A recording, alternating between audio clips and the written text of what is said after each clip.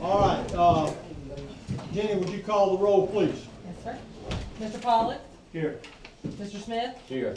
Mayor Kathy, Here. Mr. Wallace, Here. Mr. Putnam. Okay. Thank you. Number one on the, before we start, many new faces, but as the items come up, we don't have like a quote citizens comment period. As the items come up, you will be allowed to ask a question or comment on the agenda item as we move through the agenda. So, first on the agenda is the briefing on the stormwater and green space project. We have some folks here. How many of you are going to, are you listening? All right, you're up. Great, thank you. All right. Good afternoon, everyone. I'm Elisa Hefner, contractor for EPA on behalf of the team here to talk about the green space and stormwater management project. I also have Rick DeBrow from EPA, and then from Army Corps of Engineers, Todd Boatman and Jerica Richardson. And as you all may have known with the council, we have provided some information, but this is really an opportunity with the different agencies and resource partners that are here in part of the recovery effort from the hurricane to look at stormwater management opportunities, and particularly related to the 8th Street Canal, which outfalls into the Gulf, and also during the hurricane was basically a conduit for storm surge to come into the community. So the city identified that as a key priority for looking at some stormwater management opportunities. And then from that grew an opportunity to look at other ways in dealing with stormwater management, to also look at recreational and green space opportunities that could be integrated into these different management strategies. And so this week we have been having some stakeholder meetings as well as community open house. And tonight is the second opportunity for a community open house, and that is from 6 to 8 Central at the St. Joe Beach Fire Station just down the road. And so yesterday we met with some HOA representatives as well as some nonprofits. We've also met with the local business representatives as well as some real estate and developers, and then there was an open house yesterday. And this is an opportunity just to provide council with just a brief update on what how those meetings are going. So overall, the feedback that we've received on the ideas in terms of the 8th Street Canal and looking at addressing that outfall, as well as looking at regional stormwater detention opportunities and looking at how existing wetlands could be used for storage. Overall, the comments that we've received have been very positive in terms of looking at how to address some of the stormwater issues, as well as looking at how some of these different recreational amenities could support the local economy and improve sort of the aesthetics of the community, while also sort of keeping and reflecting the character of Mexico Beach as the redevelopment efforts occur. So I think the main point is that overall very supportive and some really great comments that will help further these designs. And also want to, since it's a public meeting, also encourage folks to come out tonight if you haven't already, to have a chance to review these designs options. And so after this public meeting, the design team will incorporate the comments that are received, and it will become a final report for the community, as well as some opportunities, since there are different federal and state agencies that are involved. They're looking at what resources and opportunities exist to support the community implementation. So just to highlight the different projects that this project includes, in addition to the 8th Street Canal, it's also looking at under the Palms Park and how that area could be extended into sort of a linear greenway that connects some wetland areas to the east and to the west, as well as a sort of citywide greenway system, looking at how the existing canals and residential streets could be improved to increase bicycle and pedestrian and golf cart access throughout the city, also to alleviate some of the issues with folks crossing over 98 for beach access. And then also looking at the city pier area and some opportunities when the pier is redeveloped, what can happen in that sort of public right-of-way along 37th Street, as well as maybe even looking at allowing for some commercial opportunities as that area is rebuilt. That's our sort of brief update. Overall, very supportive and some great ideas. Questions? Those of you that haven't seen it, hope you do. Yes, sir. Groundwater's a real big issue. All the pine trees that we had were gone, and they suck a lot of water out of the ground. Are you guys addressing something for greenways and plantings that are gonna suck some of that water out? Because that's, after it rains here, it's in the ditches an awful long time. A lot of people are confused, but that's the reason, is there's nothing sucking that water out of the ground prior to the rain. So are you Right. addressing those issues? Yeah, great idea, and, yeah, so this is also looking at how to restore the plantings in these public green spaces, and to sort of bring those plants back, and looking at where there are opportunities for, funding and sort of volunteer opportunities to integrate. River birches and willows, no pines, thank you. Palm trees. Yes, ma'am. Palm trees. Are you also going to address, we had palm trees along 98, Mhm. which increased to me the beauty of the town, but also as Adele said, the water issue. Yeah, so We need to looking, address that. yeah, so looking at trees to put those back into, so not only are Because they. I've heard they weren't. Go ahead. No, that's part of the DOT Okay. contract. That, we'll have those trees. Good. Yeah. Could that information, your picture boards, et cetera, be put on the city website or on the city Facebook page for those people that can't come to either one of your meetings? That's what I understand, is that they will be posted on the city Thank you. website. Thank you. Anyone else? If you haven't seen that project, please get a chance to look at it. Great. Okay. Great, thank you very All much, I right, thank you appreciate it. all. Hope to see some of you tonight. That's 6 to 8. 6 to 8 Central. Beacon Hill Fire Department, right? Right. Yeah, so it gives them what you think. Okay, Andy, are you handling the PUD review? Well, the PUD review has been withdrawn. There was communication there between the applicant and their engineer, so they didn't even discuss it last night at planning and zoning. Okay, so the PUD review is being tabled, Yes, or being moved to another correct. meeting. And then we're gonna get with the applicant, me and Nick, and sort out, and Jenny, and sort out some procedural issues for the next month or so. Okay? Let's see. So we can put that on the side. All right, moving on. to Number 3, variance request, 3800 Highway 98.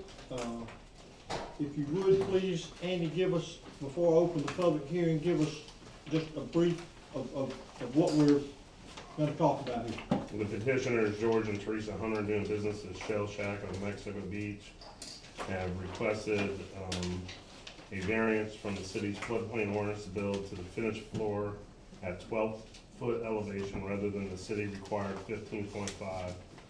The owner state the variance is necessary for accessibility. Under our ordinance 719, the city can hear variances to deviate from the strict requirements of the floodplain. Okay?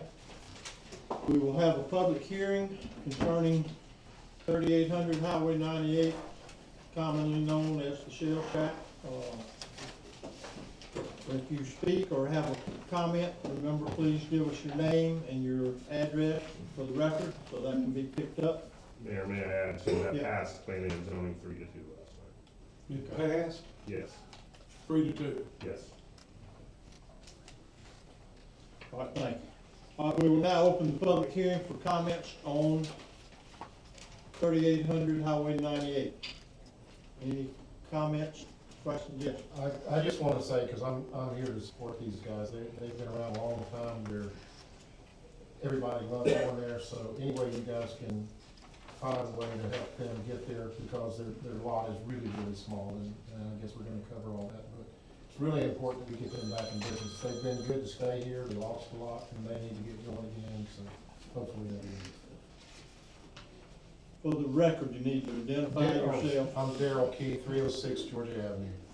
Sorry. All right, are there other comments? Yes, sir.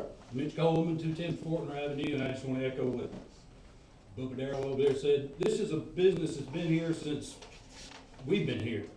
The fact that it's 11 months post-storm and they're not open for business has my jaw dropped. I can't imagine why they're not back in business already. So whatever y'all can do, as fast as you can do it, please do it. Okay? Anyone else? Anybody that is in the hall that can't hear us? I'll echo that. Shirley Miller, 113 Street. That's the first business I went into 20-something years ago. And, they're almost a historical business. They're like Driftwood and El Governor, even though I think El Governor's over. But, that's a historical business that should be brought back in. There shouldn't be any doubt in the city council's mind. Give them All right, a variance. any other comments? Go ahead. Mayor. Yes, I'm sorry. Annie Chapel, 404 Highway 98. I agree, I love the Shell Shack. Please do whatever you can do for it. And I agree with these other guys with it. I mean, it is historical with Mexico Beach. You think of Mexico Beach, you think of several little businesses, and that is definitely one that comes to mind. Love it. Thank you. Okay. Behind me? Nope. All right, we're gonna close the public hearing unless there's anybody else. Huh? They're here and they haven't said, or they, I don't see them. Have you said all you need to say last night, or you gonna say some more? No, I've said enough, and I thank everybody for their support in this community, I always have. I think it's appropriate to ask you too. I don't wanna get in trouble with you two. I think I might not say. Okay, all right, you're good. All right, we're gonna close the public hearing and we will move to the table. I'll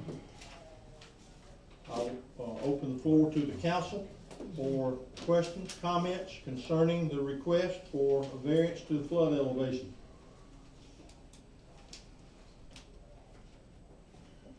What about I motion?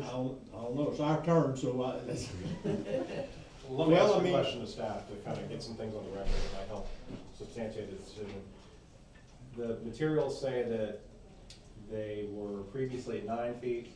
They're requesting 12 feet elevation, so they are coming up 3 feet. Is that correct? Okay. The other thing is, it sounds like this has a lot to do with how large a handicap ramp would have to be to get up to that 15.5-foot elevation. The application materials, I think, say it's a very long thing. Yeah. 12 inches for every 1 inch. It's 60 to 70 feet long, is that what they're saying the ramp would have to be? Does staff agree with that? Is that reasonable? I would have to do One it. inch. Yeah, I have an engineer right here to represent me, so. If you have any questions, I'll field them. I wonder how long the ramp has to be. Oh, yeah, with the 3 feet, it'd be 36 feet, if we keep the 9. So it will probably add to it, because of parking, another foot of grading and drainage. And then with, they've got 2 feet, so that's about 24 feet. He's talking about the building they want to build. Yeah. Now, is it typically every inch up, you go 12 inches out? Is that 12 correct? 12 feet. Not for I every mean, inch. I'm sorry. 12 inches for every inch up. Yeah. Yeah, and every 112. every 30 horizontal feet, you gotta have a landing too, so there's an additional 4 feet. length.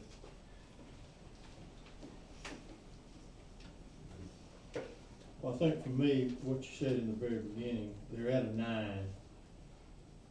They're above, even at the 12, they're above the FEMA floodplain. Yes. Yes, Yeah. 3 feet above that. Yeah, that's what I'm saying, but they need a variance because of the ordinance, the language in our ordinance at the 500-year floodplain and an A zone is 14 plus a foot and a half, which is where the 15 and a half comes from. Okay, then we can, do you have, I mean, we got everybody here that can answer any question. Not, Chair will entertain either further discussion or a motion. I make a motion, we approve the variance, the 3800 Highway 98. Third. We have a motion and a second. Is there any further discussion? Call the roll, please. Mr. Pollock? Yes. Mr. Smith? Yes. Mayor Kathy? Yes. Mr. Wallace? Yes. Mr. Putnam? He's not This is here. right. I'm a creature of habit. Yeah. All right.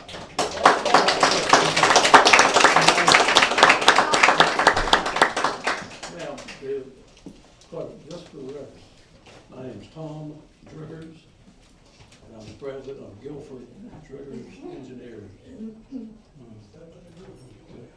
Thank you, Tom. Okay,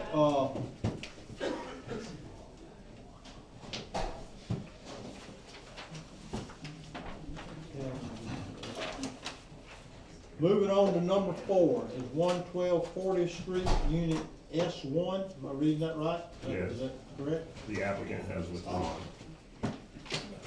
I didn't hear you. No, they didn't have it.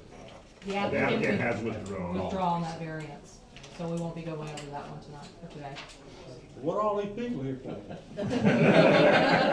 They leave now, they leave, they leave. We keep taking things off. All right, so now we're moving to number 5, 116 37th Street, units B, C, D, and E. Mr. Mayor, the owners have requested, that they wish to rebuild as a multi-dwelling structure and increase the impervious footprint of each unit. The structure is located seaward of the coastal construction line and must be elevated. The increase in footprint is to accommodate elevator and stairways. All right, maybe just for me, what page are we starting? We're 62 at this time. Page 62, okay, that's what I thought. Make sure I'm on. We got a cover map. That's what I need. That's what you. Which flag? Reading, when am I doing this coming in?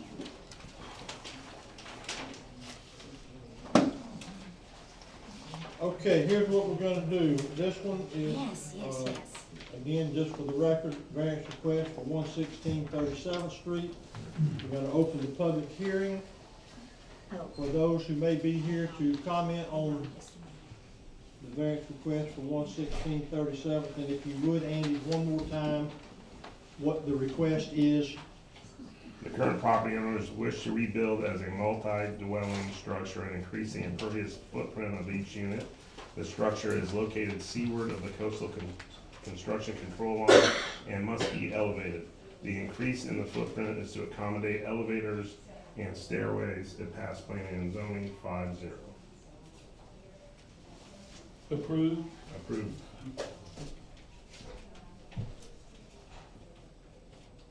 And this is all units. Mhm. This is all units. Mhm. Okay, public hearing is now open. Yes, sir. All right, well, I gave my site plan away, but I think I remember enough. We're here. What they've done, I think I'm good. What they're requesting is you can see their stair step units.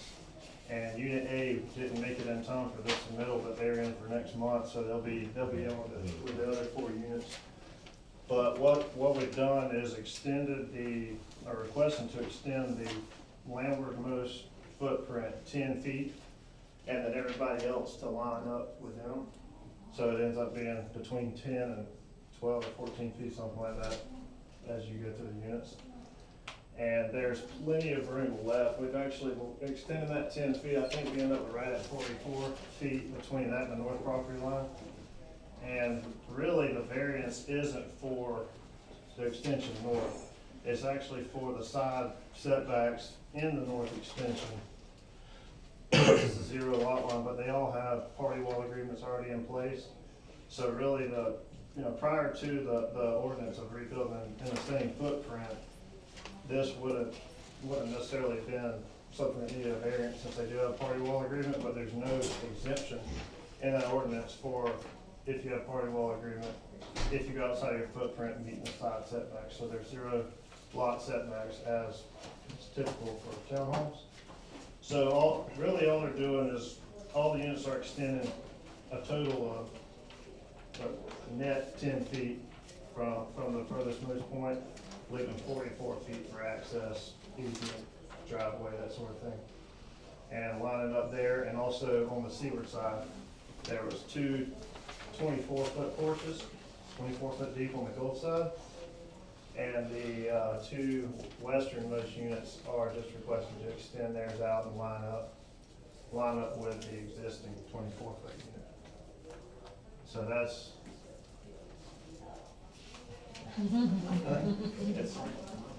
Where's the variance on this map? What is the purpose of us looking at? so, right, the concrete hatch is the existing concrete that's left there, the building was destroyed. That was the original footprint, plus a porch on the back that was covered, plus open porch. So everything with that crosshatch was existing. And then what they're wanting to do is, this is the landwardmost unit, unit B. Mhm. Extend that landward 10 feet and everybody extend But together. that's not a variance request. That is a variance request because, You're outside the footprint. right, That's the, okay. right, because now we're outside the footprint, so Okay. now we're in the side setbacks. Would the project still meet the front and rear setback lines? Oh, which is yeah, absolutely. larger than the. Yeah, on the front is 44 4 feet feet, over. yeah, okay. Yeah. Right, and on this eastern edge, Yeah, they are, the seawardmost portion is, I think it's like 3 feet off, something like that, and then extending forward, it actually gets further away from the property line with that extension on the north end. And all these guys wrote letters to, and they're actually planning on doing the same thing, so all these guys are gonna be, it's gonna look a lot better. is this 38th Street? Yes, sir. That was 38. Okay, I get, Okay. okay, I got you. This is a question for staff or the applicant. Would the proposed project meet the impervious surface requirements? Yes, sir. All the impervious areas are on that site plan as well. Nick, and to go further into your question, we discussed it last night. The only reason that they have to request a variance is due to the ordinance that we put in place, that if they are outside of the original footprint, they have to request a variance, but they meet density, impervious, setbacks. If we didn't have that ordinance that said they have to go outside of the original footprint, Footprint, yeah. they wouldn't need a variance. All right, are there anyone else commenting on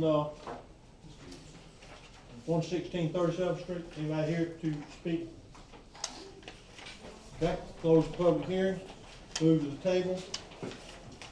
Chair will entertain further discussion or motion. I would move that we accept the variance request for 116 37th Street, units B, C, D, and E. We have a motion and a second. Any discussion? Call the roll, please. Mr. Pollock? Yes. Mr. Smith? Yes. Mayor Kathy? Yes. Mr. Wallace? Yes. Okay, moving to number 6, which is a replat request at 111, and 113 39th Street. Before you begin, let me get, what page does that start on? 128. It's on the back side of it.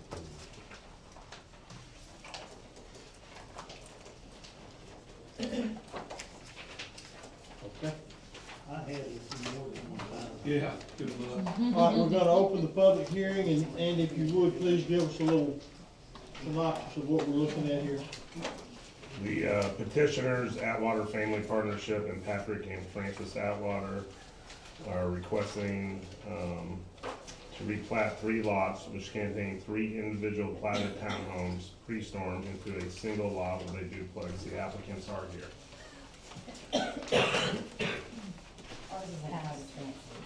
Oh, I'm sorry, in the past, planning and zoning 4-1.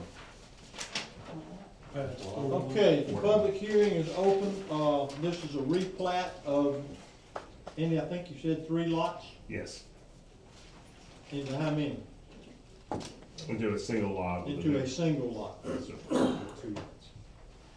Okay, do we have anyone here to speak? Yes, sir. First, I'm Patrick Atwater, my wife Frances. I'd like to thank you all for the opportunity to come make this presentation today, and hopefully leave here happy at the end of this meeting. But I would like to, just so you know who we are, we've been here for 50-plus years. Over the years, we've stayed at Atlantic 1, Atlantic 2, the Brent, the Hilton, the Blue House, the Hill House, the Pink House, the Fly Casa, Corner 1, Corner 2, Above the Sand, Surfside Motel. I build that story because after 35 years of renting, we made a decision 15-plus years ago to start buying, and we made a good commitment. We purchased what we call the Pink Panther, which was the Destiny 111D, and then we subsequently purchased the Playa Casa. And if you look, we don't have an engineer drawing yet. We didn't want to spend that money prior to today's opportunity. We currently own the 2 that you have in yellow. Those are the 2 that are before you today. Before we go any further, I'd like to point out a couple of things that are in the staff summary that we would like to make corrections of. What we submitted was a survey for 2 lots, 1 family duplex, but on 2 lots, so that we can have different tax bills, water meters. We do want to make that clear up front, but we are moving the request to take those 3 lots into 2 lots.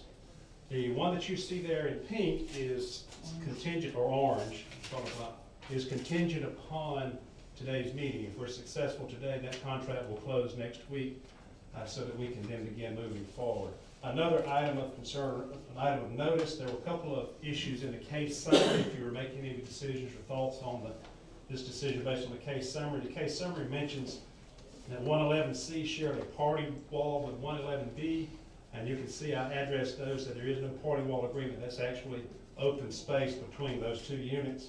It mentions that 111D was an end unit. 111D is not an end unit. It was a unit inside the unit 6, and there was mention that we would be building on an easement. Of course, there is no easement. We will not be building on an easement. The easement is on the back side of our lot, and we plan to leave that easement in effect as it is currently.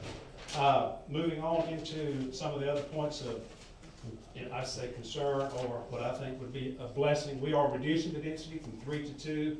Our actual footprint is currently, the new footprint will actually be 8 feet less than what is currently there. It will be a small, what now? 8 feet less than what is currently there. We are not planning to build to that exact footprint. We do plan on meeting all setbacks, both side setbacks, front and rear setbacks, all impervious spaces. We plan to meet any and all expectations that the planning and zoning and building requirements are. We plan to meet with the exception of the actual lot size. And I think the gentleman who very supportive last night planning and zoning, I said we're 400 square feet too small to do this, so that's why planning and zoning voted 4 to our favor. I think I've covered it pretty quickly. I will say we did commit, tried to buy years ago, the canal space. There was a canal space behind these lots. These lots are not as deep as other lots in Mexico Beach, but that canal space was gobbled up quickly by those who knew it was coming up for sale prior to us. But we were interested in purchasing the canal property prior to its sale, but we're not able to do it.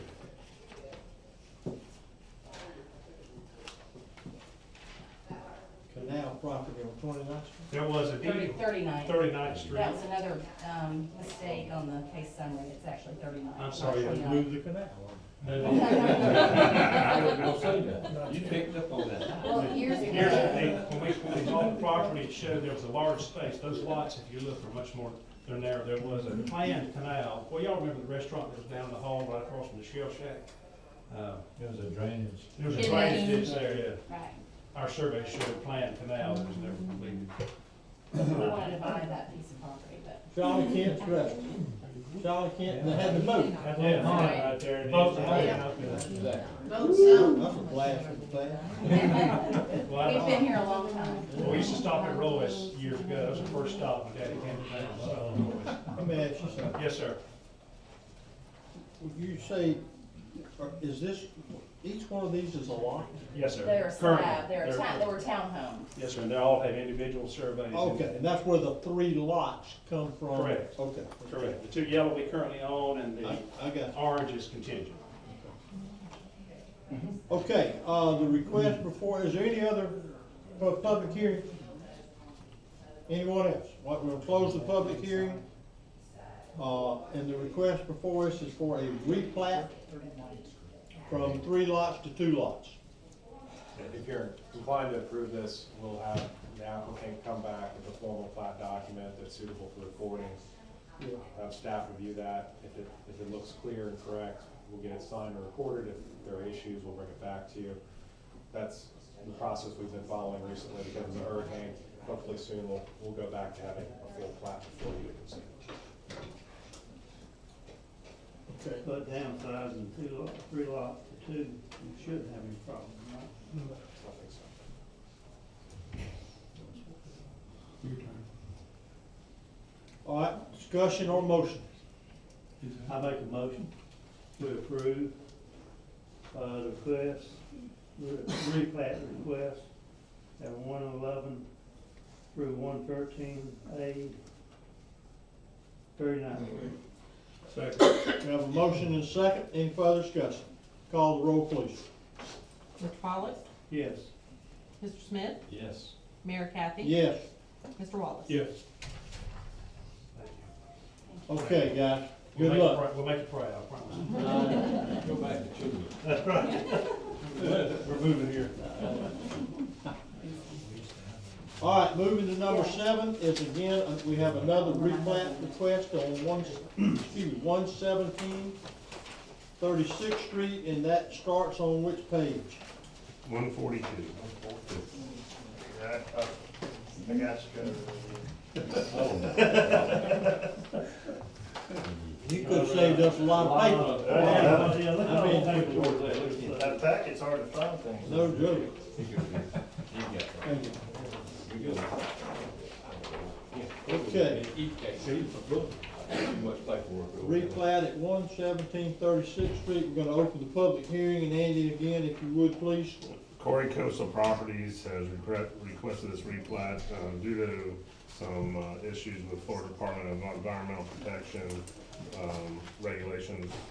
The current property owners wish to replat 3 lots, 8, 9, and 10, into 4 single Gulf front parcels. The owners are also requesting that the front be designated as the Gulf facing side, a configuration which was previously approved for the residents of 105 25th Street with a 10-foot ingress, egress utility easement along the northeastern portion.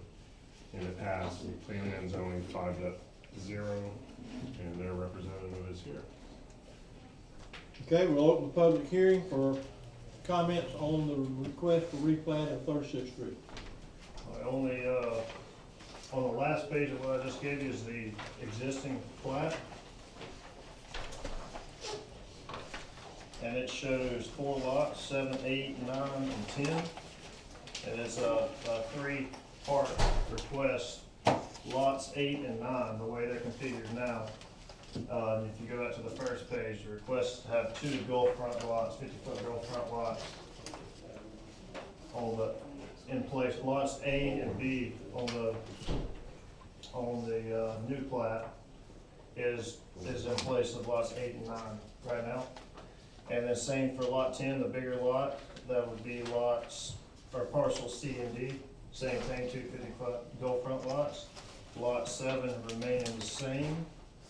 And then you'll see the clouded areas. What we've done is, this originally had, the density was 13 units on this whole development prior to the storm. And what is requested is to reduce that by 2 to 11 units and distribute it the way that it's shown on that front plat.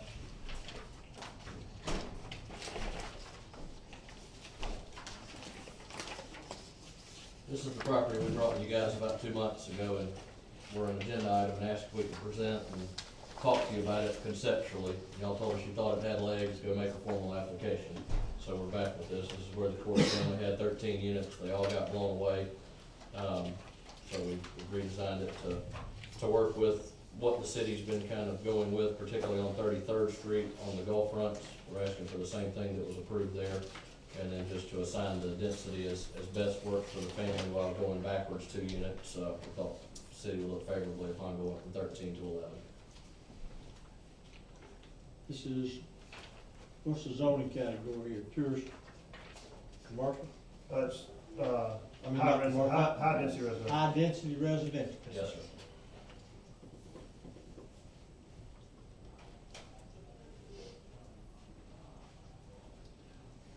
How do you get these, now, I'm gonna look at, but how do you get these if you gonna drive to it? The access easement here. That's the 10 foot right? Right, you'll come off of 36th Street to get to this one, and you'll come off 35th to get to that. This, okay, Yes, sir, that's access easement deeded. just 10 foot. Yes, Yes, sir. That's exactly what was approved on 33rd Street, so that's what we went with. And that's typical for these type lots. Where you turn the Oh, how you get to them? access and the turning the lots Yeah. into 250-foot golf carts. Kind of the twist we've thrown is we've got to figure out how to reassign the density.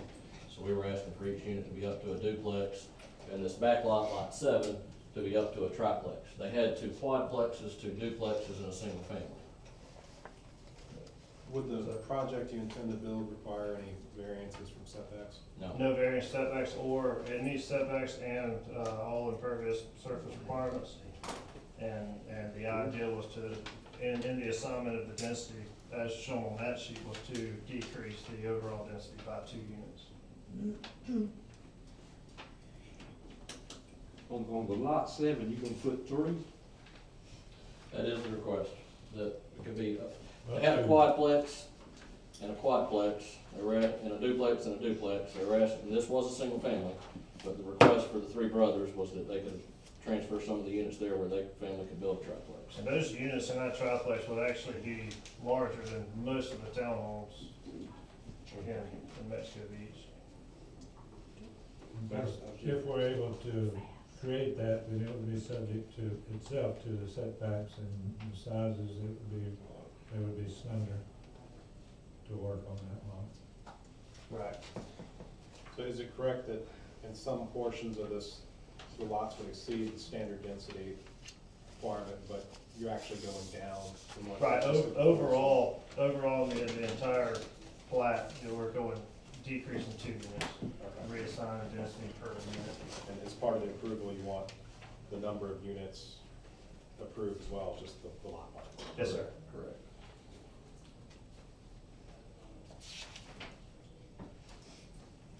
No variance, it's just replanting. So, Yes. Is there any other comments on the public hearing from anyone? Nope. Close the public hearing, go to the table. Discussion or motion?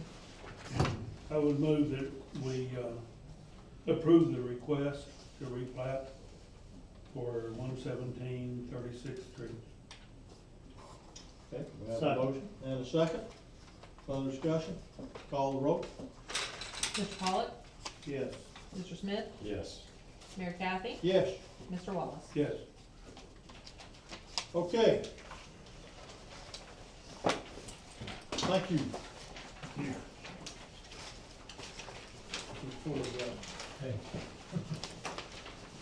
All right, moving on to number 8, Sheriff's Office proposal. City Administrator, Thank you. let's hang on there just a minute. 168. 168. All right, moving on. Thank you, Mr. Mayor. As you guys, as the council's aware, a while back you requested a proposal from Who's Sheriff. on duty?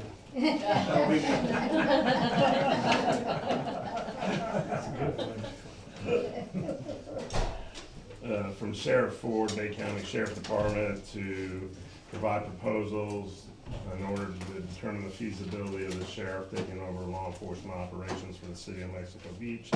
We received 2 proposals on August 30th. The first proposal basically would be for 6 personnel, including a lieutenant and 5 deputies. The first year total costs would be $800,000, inclusive of $100,000 for first year startup costs. The city would provide office space and utilities, and thereafter there would be approximately a 5% per year increase to the base cost. So year two base cost would be $735,000. Proposal two, which I'll just go over, I don't think y'all are interested because it comes out year one to $957,000. It increases personnel to 8. Neither proposal includes administrative assistants, but if you wish to add those, if you select a proposal, those can be added at a cost of $50,000 per year. Under our current proposed police budget for 2020, the sheriff office proposal would save $36,636. And moving forward, the council just needs to decide what direction we need to go, and then depending on that, I'll follow up with other comments. Okay? Open for discussion? Yes, ma'am. Shirley Miller, Mexico Beach, 113 Street. I voted for everybody on the council, and I thought all of you really cared about our small town atmosphere. The problem, our dedicated police department, money over safety, really? When it came to our fire department, saving money on your personal house insurance was more important than losing our fire department. I'm all for the fire department. When a house fire percentage wasn't even that high then. But now the almighty dollar has decided this is also about the lawsuit deals with it. Excuse me, but, instead of the men and women who know us, yeah, that's right side, just got lost. Okay, if the men and women on the police force know us, they know our names, they know our problems, their daily presence. We're keeping them on pins and needles about having a job.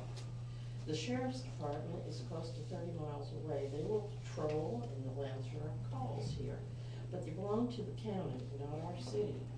They will not be personal. They will not know or check on my husband, not worry about the burglar alarm when it goes off, except to do their duty as a cop. Not know about 2 disabled people in my house. More than likely, they will rotate often because of the distance to us. A city incorporated should have its own police department. Why else did we incorporate in 1967? Forget what other people are saying in emails and such. Find a solution as you did for the fire department. Work at it harder. Do it now. A $36,000 plan number 1, really? Anyone else? Yes, sir. Tim Russell, 121 C Street. Has those figures been taken into consideration, the replacement of vehicles over time, the maintenance of those vehicles, and benefits and all like that? That the county's gonna charge us for eventually? Well, for the benefits and everything, I am pretty sure that the sheriff figured in for his benefits with the salaries in his first cost proposal. And the $100,000 for the first year is for equipment administrative costs. It wasn't very detailed as to what those line items were. As for future, there was no mention in Sheriff Ford's letter as for that there would be a responsibility to replace vehicles and such in the future. That was not in the letter. So the best information we're working off from is the letter that was submitted by Sheriff Ford. I'm just concerned that what we're looking at for our police department here and what we're getting is apples and apples. Thank you. Okay. Others? Yeah. Excuse me. Hey, Sandy Yarborough, 66 Azalea Drive here in Mexico Beach. And I guess I agree with what Shirley said. I couldn't quite hear her, but I think what it gets down to is we want a police department that protects and serves, and there's more to service than There's just more to service in what we generally look at. It is knowing who we are and, what we need and when we need it. So, whatever we can do to keep them, I appreciate it. Okay, others? Yes, sir. Gary Zegan, 308 Fortner. I think it's important that we have personal service like we've experienced in the past. Sharing a police force with the rest of the county would probably mean that they would only be available to fill out forms after something terrible happened. I think we need people that are local and here to protect and serve as they have in the past. Okay. I'll go again. Tammy Chapel, 404 Highway 98, the Big Mouth. I know. We love our police department. We'd like to keep them. They know us. We know them. They wave. They're friendly. They know if there's problems, they come. They're right here on the spot. And like you say, if something happens or whatever, they really don't care. They're just going to be coming from a million miles away, well, 30 or 40 miles. And, you know, it's not personal. But we like our personal police. And we love our garbage people too. I always get that in. We love our hometown Mayberry, okay? Yes. And we want to keep it. All right, continue on, yes, sir. I'll just say I appreciate our police department, but understand the financial crunch we're in and why you guys evaluated this, but those savings are minuscule compared to the step down in service we're gonna get. So I don't think when that's Yeah. all we're saving, that you guys can really Right. put that on the table for that small savings. They supply more than that little savings. Find your money and use it. Anyone else? I would like to speak. Sure. Ladies and gentlemen, my name's Sergeant Foster. I've been with the Mexico Beach Police Department for 5 years. And during that time, I have developed a relationship with a lot of people in this city. To the point where we know everybody when we pass by them that we see. We know whose porch lights are supposed to be on, whose motion lights go off, and how long they are on for. And we know when something's going wrong, especially at night, because we're here every day. As someone who lives in unincorporated Bay County, I'm going to speak personally, saying that, as the gentleman over there said, a lot of times the service is simply that, filling out the form and going on. I rarely see a deputy on my street, nor have I in the 7 years I've lived in unincorporated Bay County. So, I'm personally, this decision is something that's gonna have massive ramifications to all members of the police department if it's chose to disband, including 2 police officers who are still not even back home from Hurricane Michael. One that just had a baby. So, ramifications are more than just financial when it comes to $36,000 on your tax roll. Anyone else? May I add one? Well, you, Just if one you can do it quick- quickly. Quickly. I have had opportunity to have the sheriff's department joining in with our police department, helping emergencies. My husband has had a lot of them. They did a very fine job. But these men are here every day, the same ones, they don't change and rotate off. So, please, councilmen, do the right thing and vote for our police department. Anyone else? Yes. I'm Shirley Gill, 124th Street, and I just want to echo the sentiments of everyone else that's spoken. Okay. All right. Yes. Yes. Hazel Wilson, 508 George Avenue. I've lived here 20 years, and these guys are great. I mean, they pass the street, you know, they go by my street, they stop and talk to us. I mean, you know, we know these guys. We don't need to get a new bunch of guys in here that won't stop and talk to us. Okay. Go ahead, George. I gotta speak if my wife did. George Gill, 124th Street. I just want to I reiterate everything everybody said. I mean, we need our Mexico Beach Police Department. We need these guys that we all have come to know. They've come to know us. But I want to throw in a bit of a human factor, and that's that every single one of these officers has been on pins and needles since all of this has started. Since, how the gossip goes and the rumors go, and all these guys are family guys. They work out here every day. They need their jobs. They do a wonderful job of protecting and serving the community. And I think the council needs to take in mind that it's time for a decision. We need to go ahead and let these guys know one way or the other where they stand with the community.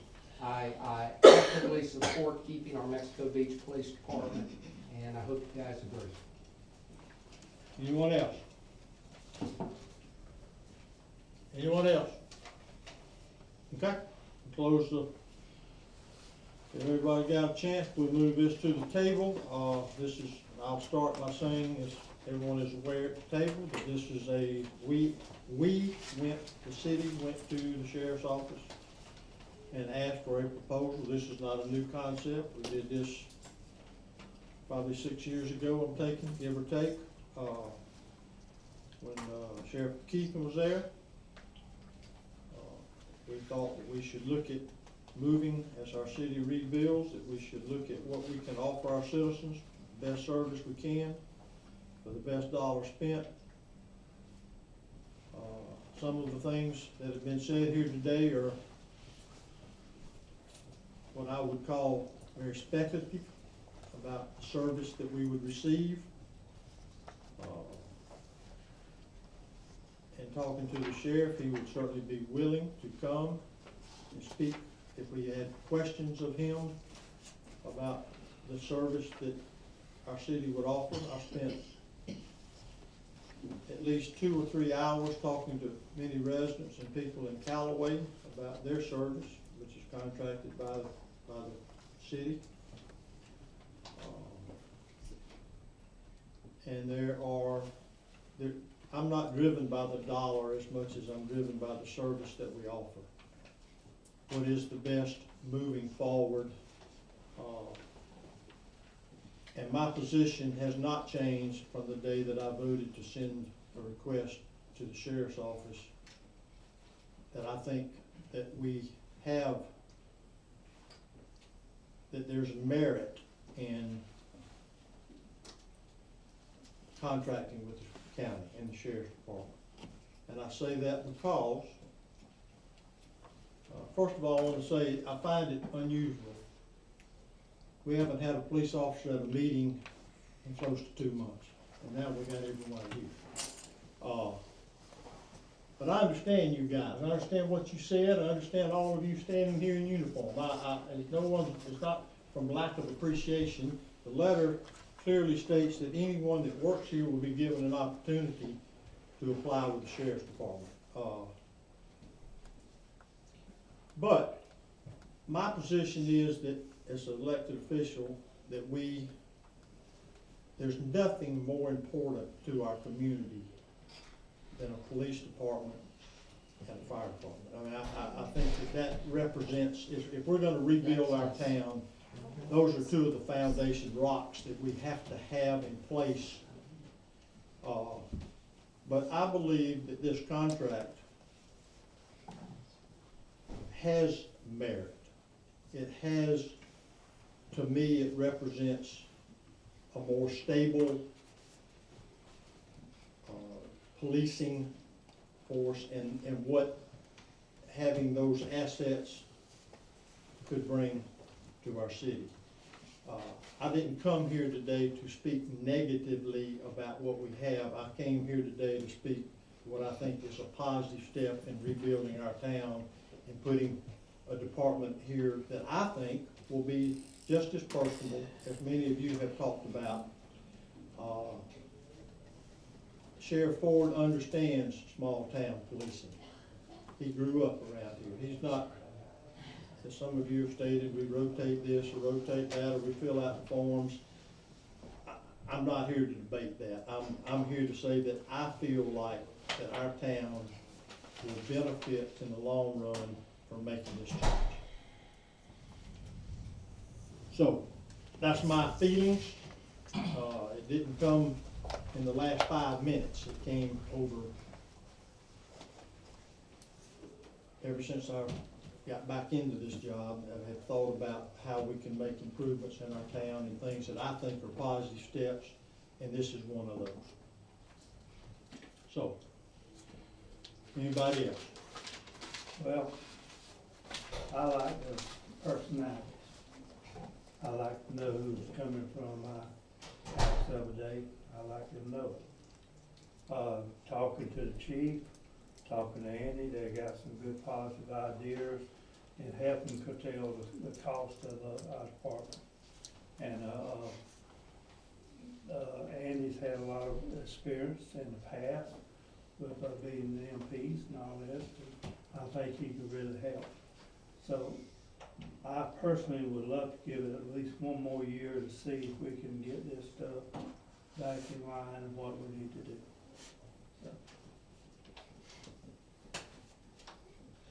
So.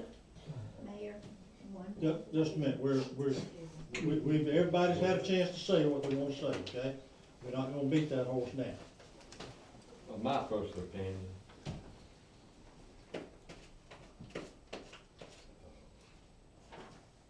a good horse. And it's nice to know,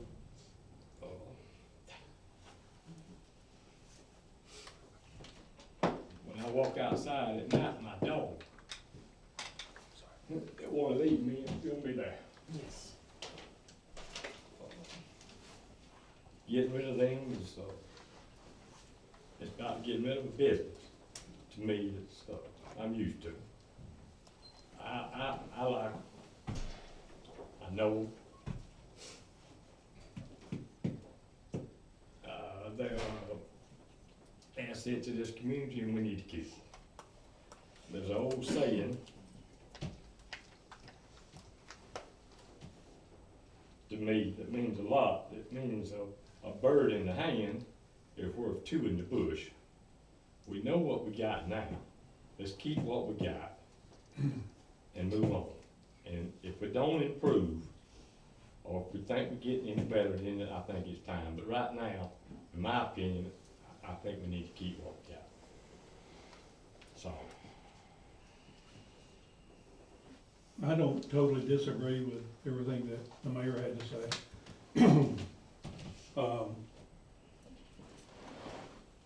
I've had no negative experiences with any of our police force. I do think down the road, the city may benefit with all the extra things that the sheriff's department would bring. I was expecting a $200,000 difference. A $36,000 difference, I'm gonna have to agree with Bobby. Let's give it another year and see how things go. Let's see,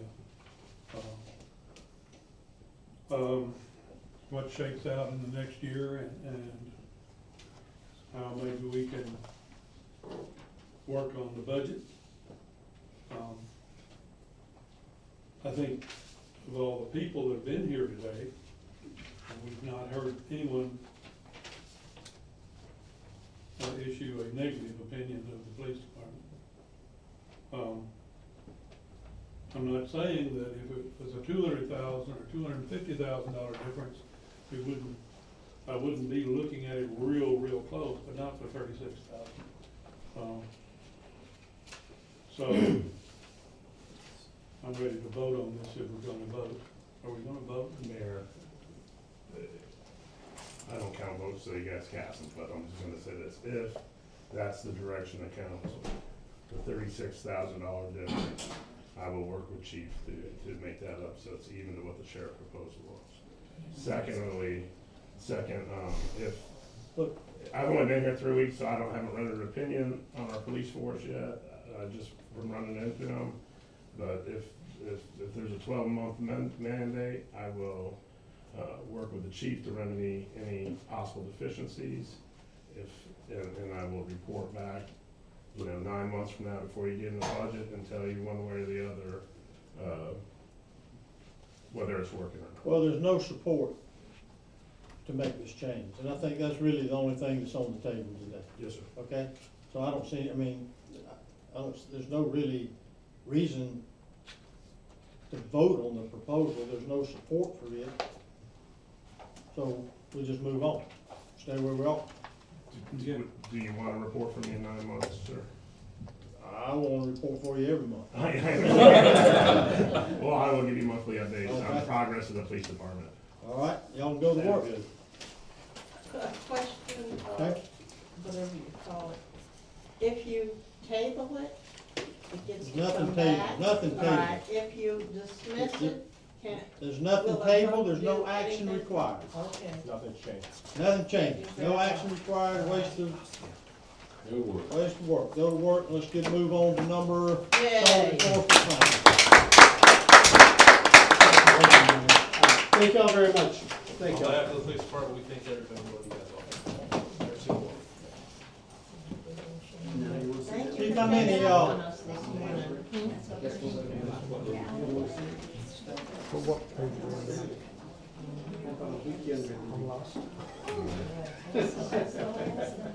Chief, how many of y'all, Chief, how many of your officers live in Mexico Beach? Nobody right now. The one that we did have, she lost her house. That was Medina, she didn't have a baby. All right, let's move to number, who's doing, code enforcement fine? I have that, sir. As you Okay. Remember last meeting, we had a discussion about properties that were not responding to us, that were substantially damaged, and we wanted to find a way to proceed to at least get the ability to levy fines. I pulled other communities around here, and there's two methods. Some of them have a large All right, scale. let's try to get, if you wanna stay, let's try to get where we can hear what's being said. If not, you can go on wherever you need to go. Okay, so would you start, sort of recap that, please? Yeah, last meeting, I was directed to look at other jurisdictions as to how their code enforcement fines and fees were set up. Specifically, the conversation, if you remember, surrounded those property owners that would not communicate with us who have damaged properties within the city. Most of them not residents, some of them are. So I looked at other jurisdictions, for instance, Panama City Beach, if you look in your packet, has a long schedule of fines and fees for different violations, from not mowing your grass, leaving your trash cans out, things like that. I think the intent of the council at last meeting was just to get a mechanism in place so we can get some of the more problem properties cleaned up sooner by trying to at least communicate that we're going to fine them. Currently, state statute outlines how that's done. It's $250 a day for the first offense, up to, I think it's not to exceed 30 days, maybe it's 20. And then second offense is $500 per day. It'd be my and currently our code doesn't really match the state statute, so we're gonna have to change that anyways. I would recommend that we go ahead and institute the state statute to at least go after those really big problems at this time. When things settle down a little bit, I know y'all are busy, do a workshop if you desire to do a whole schedule like Panama City Beach does. Most of the jurisdiction in the county also does a schedule. Theirs is a little bit shorter. Other jurisdictions use the state statute. The process is not that we just go out and set out fine letters. It has to go through the magistrate. They have to commit a violation, be notified. Then it goes to the magistrate. The magistrate levies the fines. The letter would go out saying you're gonna get fined if you don't comply. And I think all of us, it's just a matter, we want compliance. It's not to collect money at all. We just want some compliance. So those are your two options, but my suggestion is just go with the state statute, rewrite our code to match state statute, and then reconvene to do an actual schedule of violations when we're back to normal when, lawn mowing becomes more of an, importance to us. Can I make a quick comment before you dive into the substance? Yeah. So, our rules are kind of confusing where they're located. We actually rewrote all the code enforcement rules in February, but they're in the land development code. Oh, yes. Which is not the first place you'd look for Right. them, but the folks in the room at the time preferred to have all those types of rules in one spot. Right. So we do have mechanisms in place to assess fines. We deliberately selected a process that was a little different than state statute. It gets you to the finish line a little faster than the state statute. So the not to exceed $250 a day, that's sort of similar to what we have right now. The issue is for staff that's sending out the first citation or the warnings, for them to have some kind of confidence and some kind of somewhat set amounts of fines for different kinds of problems. Because right now they have to make them up piecemeal, which then they get ratified by the special master eventually. But it's helpful to have something more uniform. Yeah, Nick is correct, but the chapter 10.99 is what I was referring to, that needs to be edited to match state statute. Yeah, that's in the city code that lays out the general fines for violating the city code. The land development code, it's 7.10 is where the special master process is and code enforcement laid out. But it doesn't have a fine schedule. You won't find anything that says overgrown yard, $20. That doesn't exist in our. Yeah, like the Piano City Beach. Well, I'm confused, what do we, I mean, the whole purpose of this discussion was we were trying to figure out how we're gonna get people cleaned up.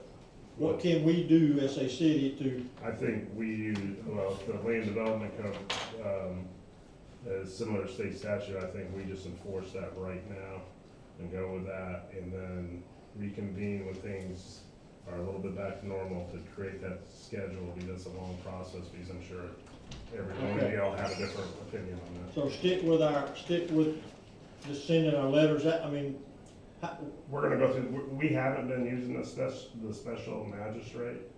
We're gonna go back to use it. That's what my suggestion is. okay, go back to the special magistrate, just like we would on, okay, but the fine, Would be, I guess, our land development code rather than state statute, but Nick said it's very similar, so. Yeah, the fine eventually is either set by the special master, or if there's no hearing, it'll be a paperwork process where the special master will sign off on the file and say that's reasonable. The issue is, we're leaving it up to our code enforcement officer, maybe our city administrator, just pick the fine amounts. And if that's what you wanna do, we'll continue to do that.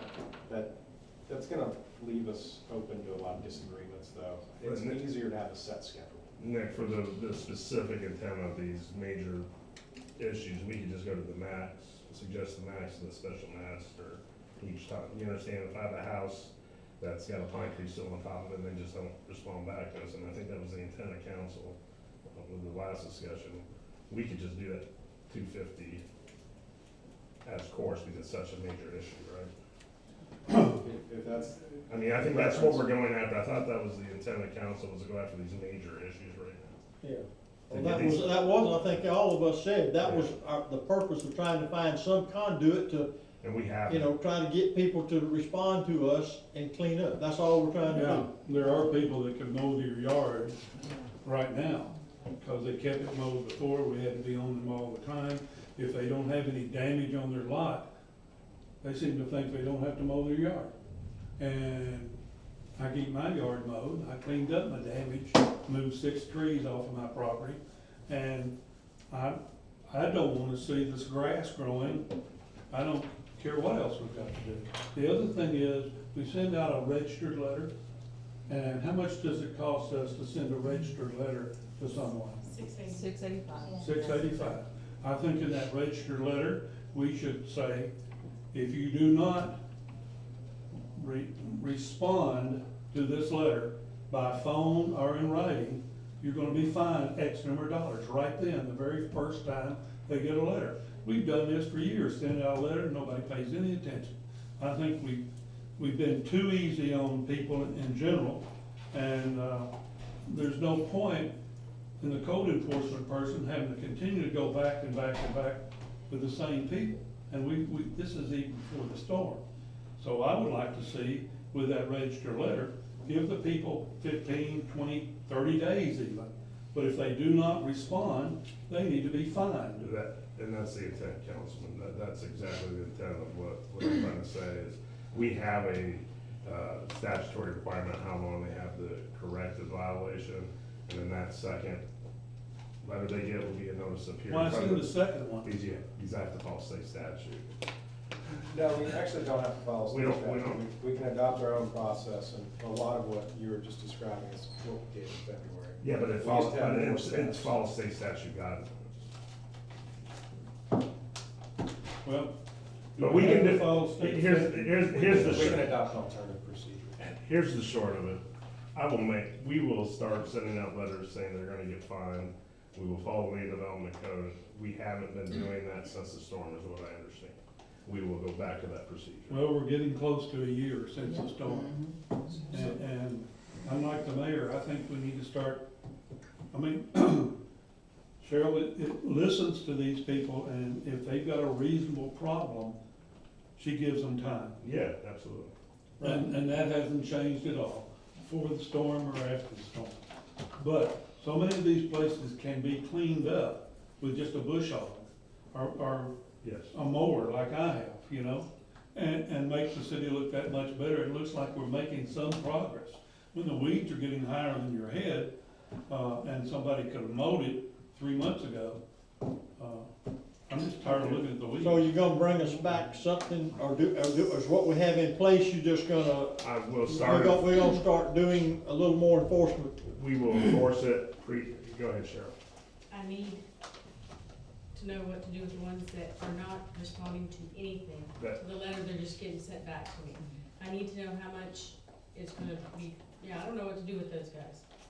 I need to know what ones that I do get back and they're not responding. I need to know how much they are, if it's a house, or if it's just debris that needs to be picked up. We have that outlined in the land development code, correct me?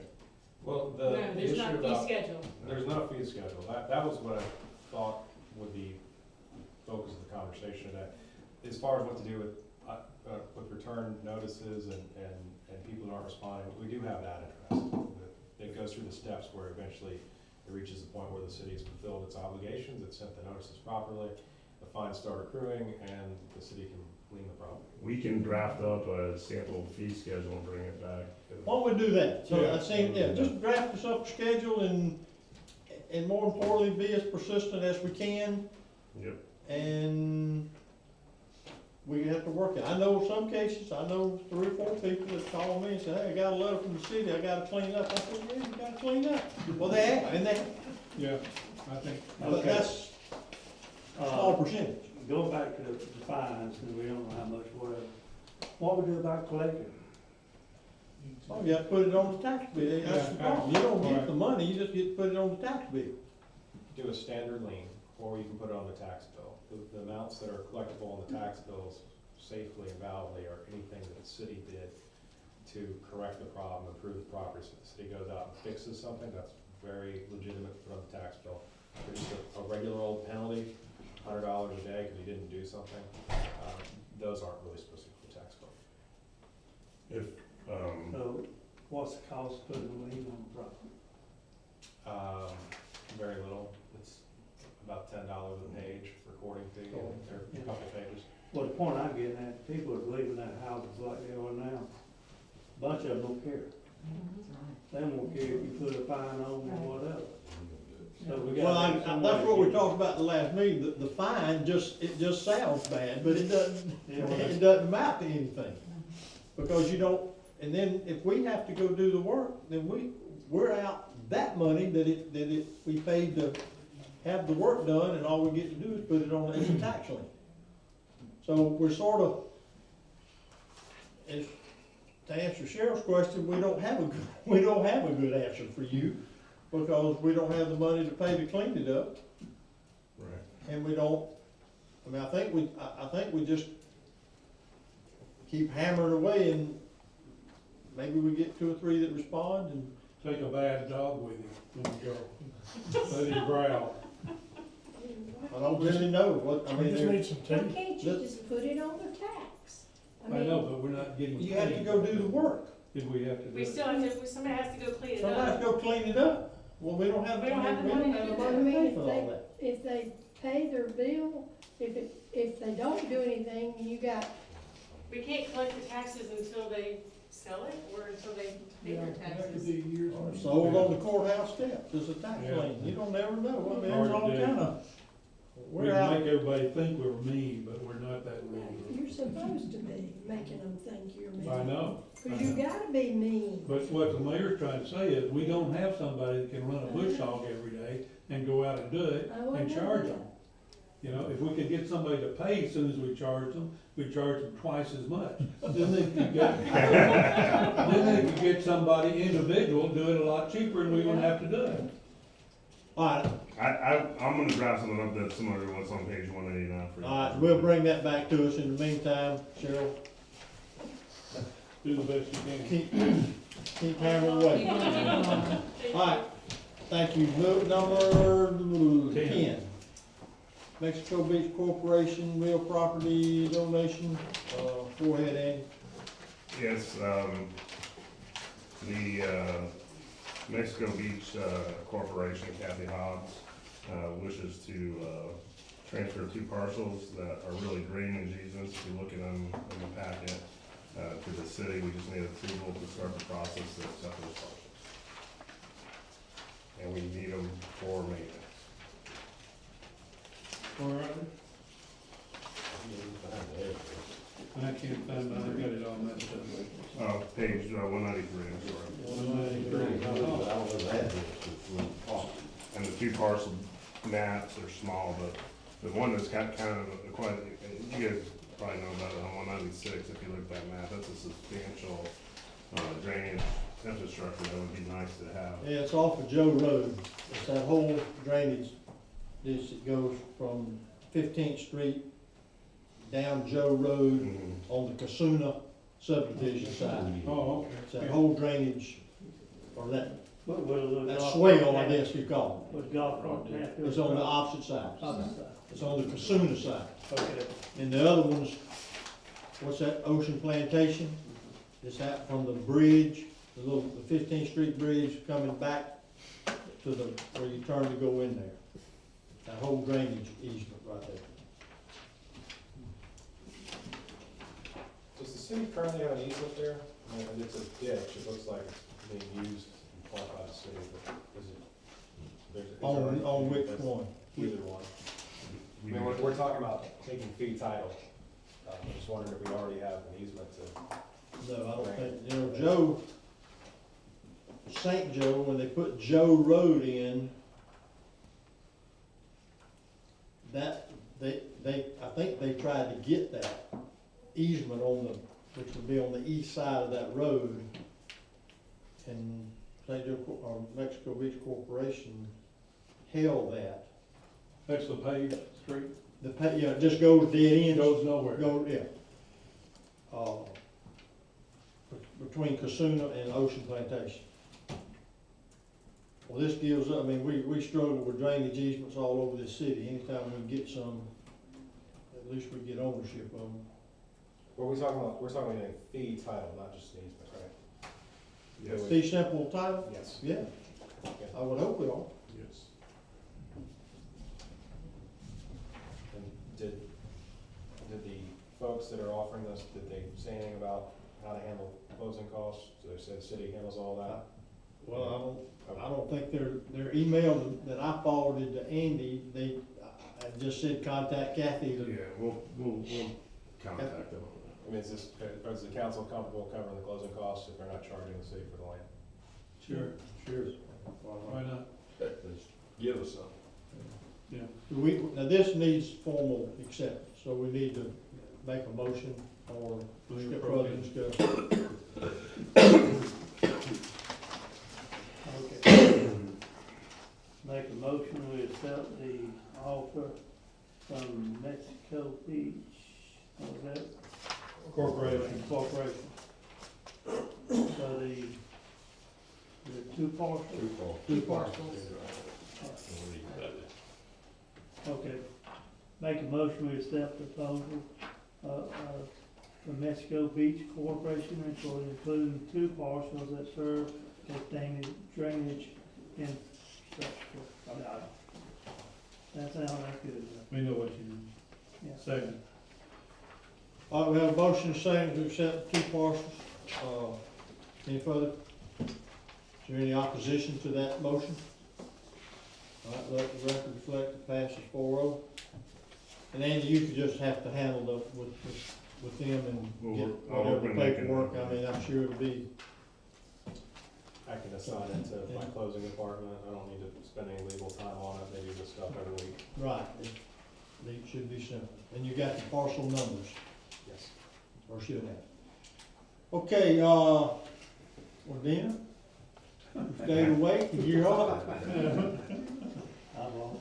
It's the very last. Change order for dune walkovers. Yes, so this change order does two things. If you remember, they were able to construct two of the dune walkovers, and then because of the work on DOT along the road, we asked them to stop work, demobilize, and now we want them to come back and finish. So they've asked for a small remobilization fee, and because they had that time where they weren't allowed to work, we were also proposing to lengthen the contract time to let them finish. So this would add contract time, so their substantial completion would be end of September, and then final completion end of October. And it would add $500 to the contract.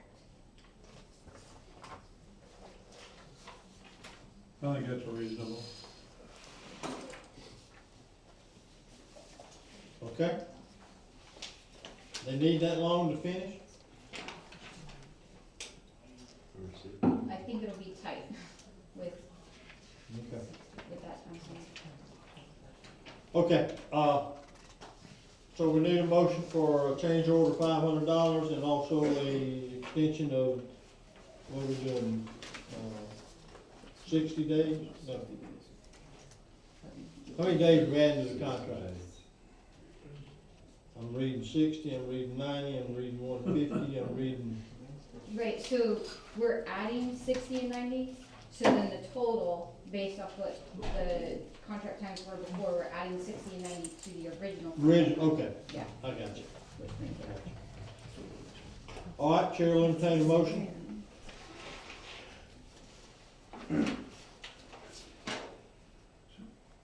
Could she just repeat that and I could move that we accept that? I mean, it's a mile long. You just say change order number 2. Oh, I would move that we accept change order number 2 as recommended and suggested by Dean. Nice job, Jerry. We have a motion and a second. Further discussion? Any opposition? Motion carries 4-0. All right, number 12, Mr. Wallace. I'm just suggesting that it's time to sell the Civic Center property that we no longer need, and get us out of any trouble with what I've been concerned with all along. Someone getting injured on that property, which still belongs to the city. We don't need that. We could use the cash from the sale of that property, and that's what I'm putting before the other council members to see what you all think about it. Don't everybody talk at once. I've got nothing wrong with selling the property if I'm not gonna use it, it's line. We're trying to sell it.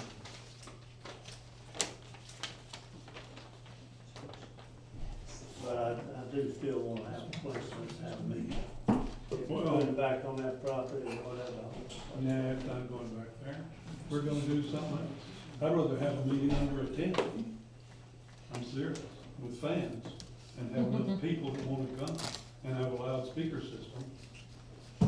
You know, I mean, anything would be better than this. people angry when they come in here and have to stand up. You don't need them coming in here being angry at us. Angry, Angry. So, you know, and how would we go about this? We just get somebody, listed or whatever, see what a couple of real estate people think it's worth. And, that's my suggestion. now is this, what is it, commercial? It's commercial. You need commercial. You need commercial.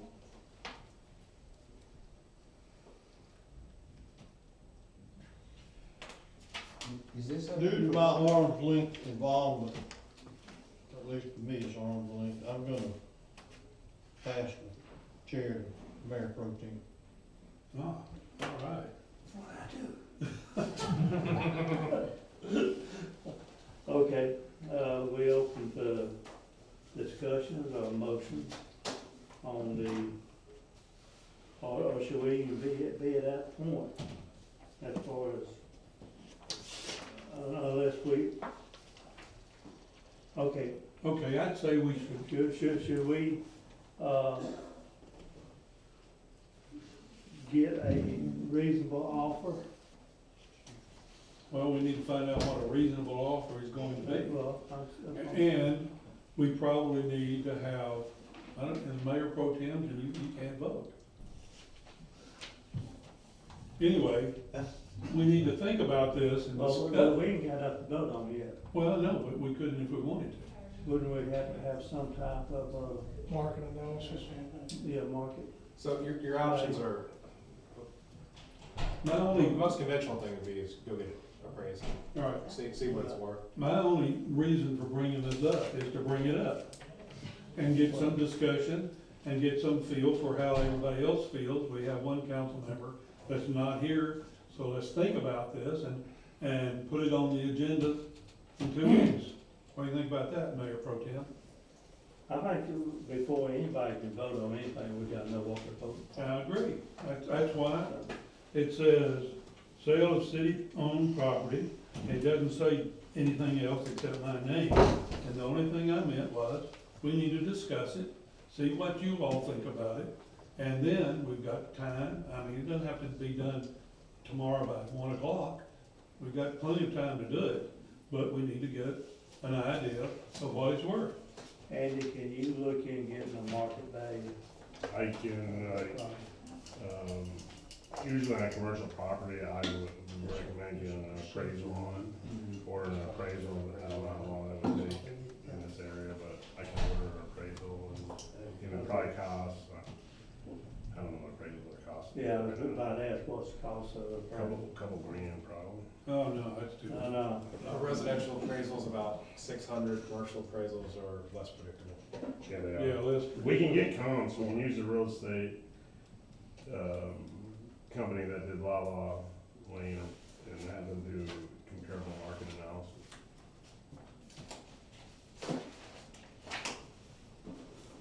But that's less, I mean, that's less accurate than an appraisal, but I'm just giving you that information. Judith Black, 15th Street. What did you do to start the Lala sale process? I wasn't here, so. I believe we have appraisals on this, and where this would eventually head is, it would be very similar to La La Lane. Once you have some idea of what you think the property's worth and what you want for it, you'd have two options. You either hire a real estate agent, like a private individual would, with a list price, or you would take the other approach we tried, which was to advertise it as for sale and request sealed bids and see what people bid. I think on law, we had, that give us a approximate idea of what the value of that lot is worth, and then we agreed to do it. We did that for the list price. I think that Ms. Castro had appraisals from back longer ago than the more recent conversations we had.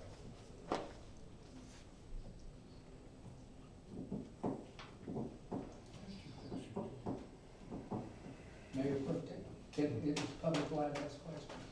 Yes. George Gill, 124th Street. we're not gonna replace our civic center, is that, No, we're not gonna that's replace the it? plan right now. That's Jerry's film. Yeah. That's not that. Well, that's just the first I've heard of it, but, and I heard everybody under the press say, this is not suitable, so where will the council meetings be? Well, can't be any worse, can it? No, sir. No, I think somewhere down the road, the St. Joe Company is supposed to give us 25 acres. Which I would like for them to do next week, is let's sign off on the 25 acres. Then we might think about that with help from FEMA as being the city center. Have the police, fire department, and civic center or whatever, have a meeting area for all the community, something we've never had. Also have a large enough meeting area for council meetings. But that's not gonna happen tomorrow or the next day, but I would like to see us sign an agreement and pay St. Joe Company $10 for 25 acres out there and get it in our hand before I start talking to St. Joe Company about just, doing something with 400 and something acres out here.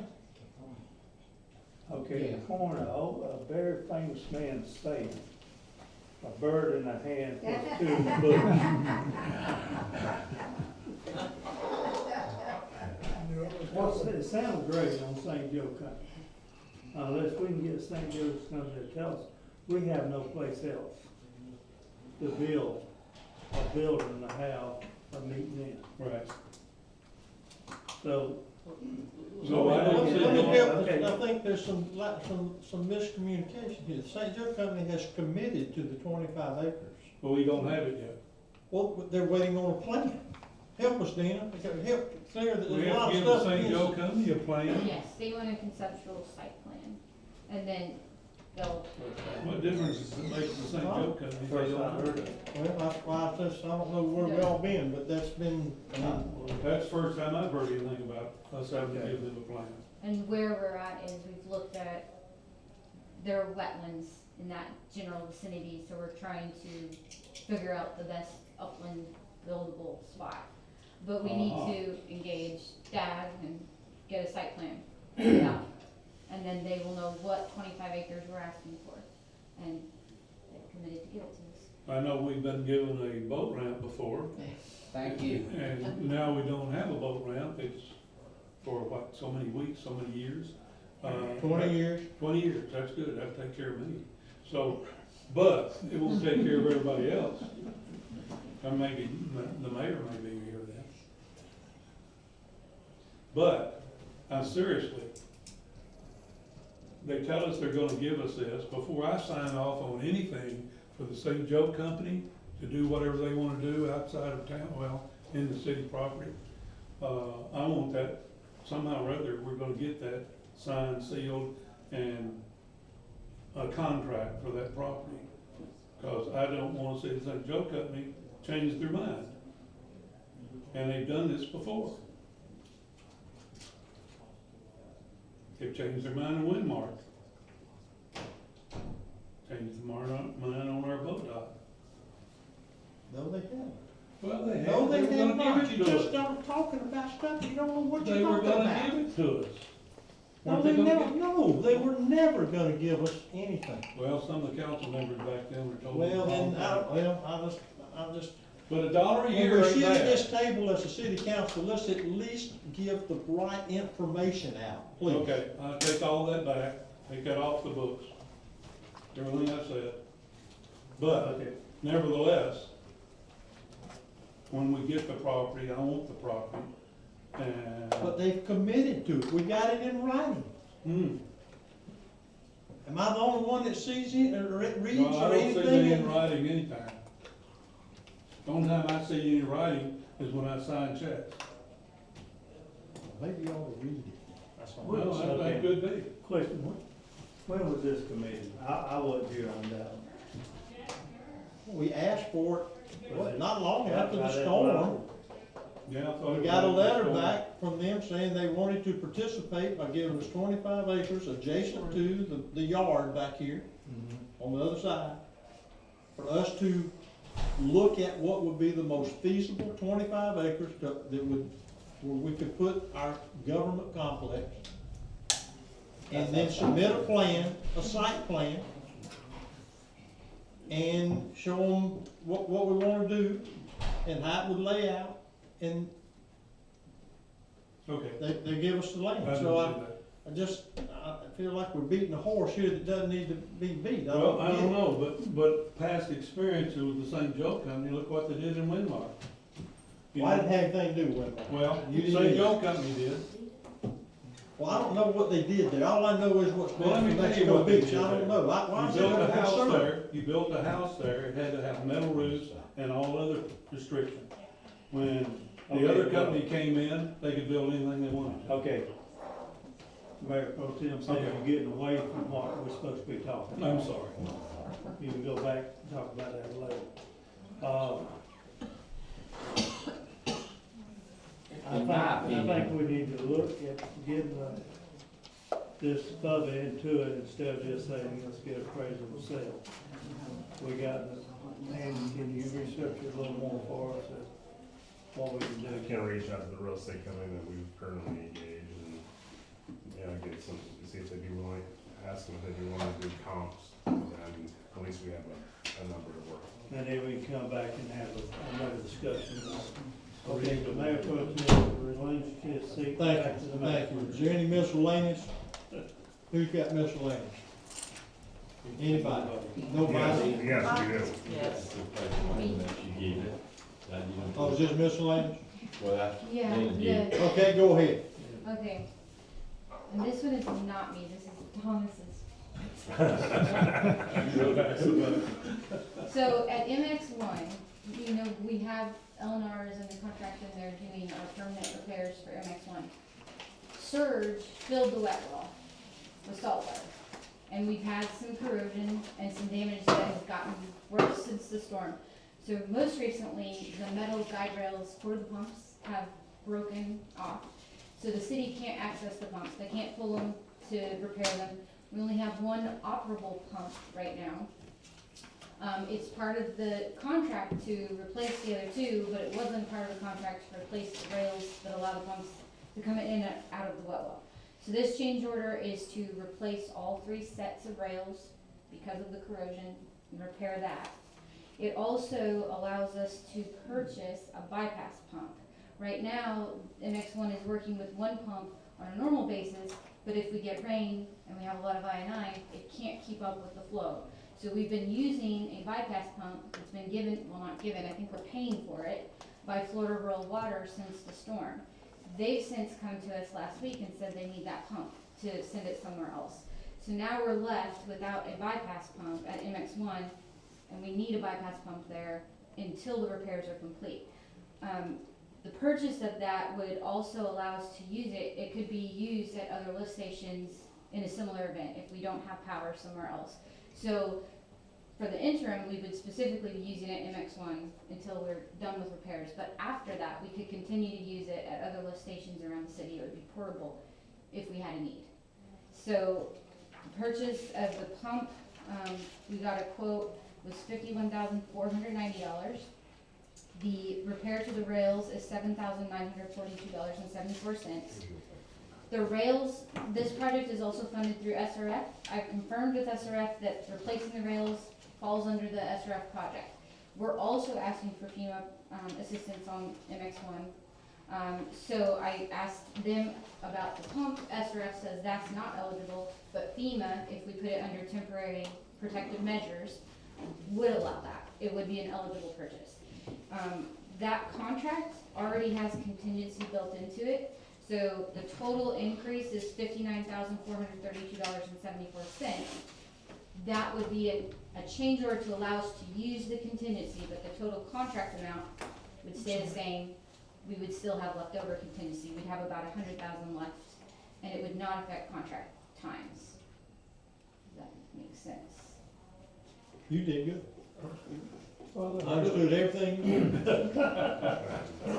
It says on the pump that it's a demo. If we was to purchase a demo pump, there's not 2,000. Currently, we had to rent one. It's sitting in our yard because of the hurricane the past 2 weeks. If we was to purchase that particular demo pump, because it does have hours already on it, he would knock $2,000 off the price tag, plus change oil. If we purchase brand new, I can have a brand new one here delivered Friday morning with no hours on it at full price. That's the difference in the two between a demo and a brand new. $2,000 difference on the used within a new one. Yes. What do you suggest? I suggest a new one, just because the demo, you don't know what all that Do is. you have a warranty on a new one? Warranty comes on either one, but with the demo, other cities that use this pump, see if they like them to purchase them themselves, and we don't know where it's been used. Okay. It's like buying a used car, like a demo car or a new car. So do we need to take, because it's coming out of the contingency, we should take official action? to do Yes, that? you'd have to approve the change order to allow us to use that. All right, Chair will entertain a motion or further discussion. The request then ultimately becomes $59,432.74 out of contingency. Okay, I'll make a motion. We set the increase of change order of $59,432.74. Second. We have a motion second, further discussion? Any opposition? Motion carries 4-0. All right, Andy, you have anything? One small thing, Lindsay, the administrative assistant, is currently listed as a utilities administrative assistant. We're changing her just to an administrative assistant to back up everybody in this building. The pay grade, she's at 107, pay grade 107. The pay grade on this job description is 106. I just need y'all's approval to change that pay grade on that administrative position to 107. It doesn't change her pay rate at all. It just changes the upper level in the future. Okay, that requires council action to do that, so we'll entertain a motion. Change. Pay grade 106, 107 to 106. I make a motion, we change pay grade from 107 to 106. From 106 to 107. 106 to 107. Second. Second, motion second, any discussion? Any opposition? Motion carries 4-0. Anything else, Chief, you have anything? No, sir, I just want to say thank you all for the time that you guys put your thought in on this. The only thing I would like to add that was mentioned earlier about the sheriff's department, I respect all the words that you had said. We have a mutual aid agreement, so all the sheriff's department has to offer as far as equipment, tools, the knowledge, it's already written in our mutual aid. So We don't pay for it. We know, it's already there. So, All we right. used it in the past, and we'll continue to use it. Sheriff and I have a very good rapport with each other. In fact, I retired from the sheriff's department, not this one, but after 26 years. So, we have a working rapport. So, everything will continue, and I do appreciate the community coming out, showing their respect. It humbles my heart that that's what they feel about the department, and what myself and the captain have strive to have done. But I just want everybody to know that we will continue to offer, and everything that we've done at this point, we will continue to do our support, so thank you. All right, Jenny, anything? No. All right, well, Andy, how about, we can't leave, or I can't without, bring us up to date on our money, on where we are with our financial advisor. Certainly, We got an issue. So, I don't know if everybody's been updated, totally thanks to the mayor. He found a way to get the state to collateralize our loan, which is huge because that brings a lot more lenders to the table and kind of relieves the liability from the city. So currently, our financial advisor has reached out and the loan is actually being secured through Florida Department of Emergency Management. He has reached out to the point of contact, again, provided by the mayor, to start the process. Our financial advisors got almost all the information they need. I think we're just waiting for the final tweaks on the audit. We thought we would be further ahead, but Dorian threw the state off a little bit. So hopefully by early next week we'll have solid stuff in writing. But the financial advisor is out getting proposals regardless to have ready to roll when for the If necessary, we need to have a special meeting. we will have a We special have to no, do we will have a special meeting when that comes something to eliminate or make some decisions, Yes, sir. about finances. Yes, we have, We've got too many people expecting us, and we do have an obligation.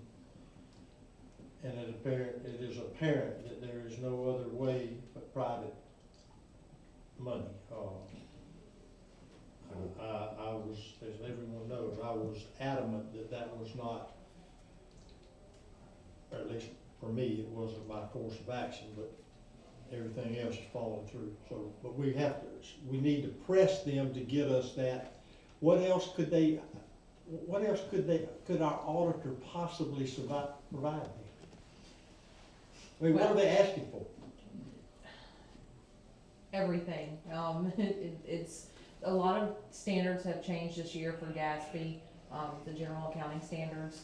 So everything has to be a little bit more in-depth. If we have retirement people that have retired and they're still on our benefits, then we have to have an analysis done. And so there's been a little bit more, I think, that he. For a collateralized loan? This is just from what we're waiting on from our auditor. Now, when I spoke to Jeremy, now that we have the state backing us, he can actually get proposals and it'll say contingent on once we review the draft finances. We gotta get past that, Yeah. that The audit- Mickey Mouse request.